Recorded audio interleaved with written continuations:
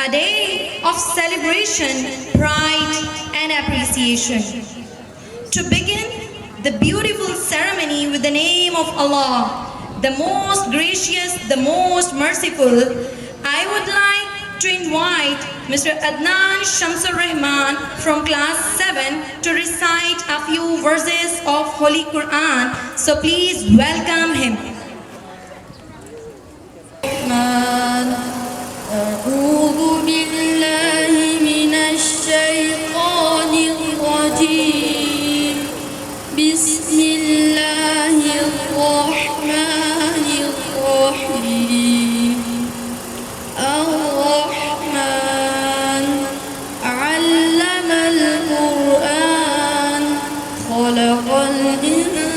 الإنسان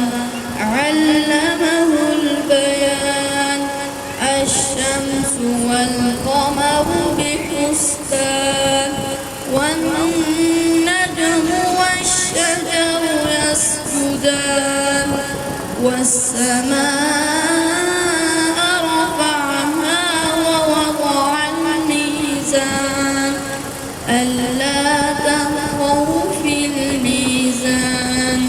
وأقيموا الوزن بالقسط ولا تخسروا الميزان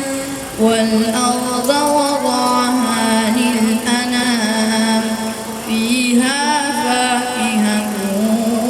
والنخل ذات الأكمام فبأي آلاء ربكما تكذبان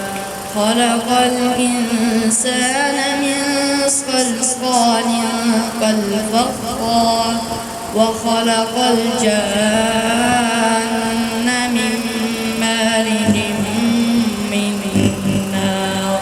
فبأي آلاء ربكما تكذبان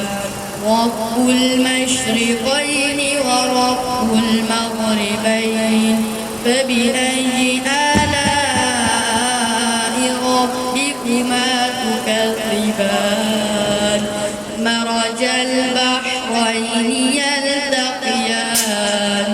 بينهما برزخ لا يبغيان فبأي آلاء ربكما تكذبان يخرج منهما اللؤلؤ والمرجان فبأي آلاء ربكما تكذبان وله الجوار المنشآت في البحر كالأعلام فبأي آلاء ربكما تكذبان صدق الله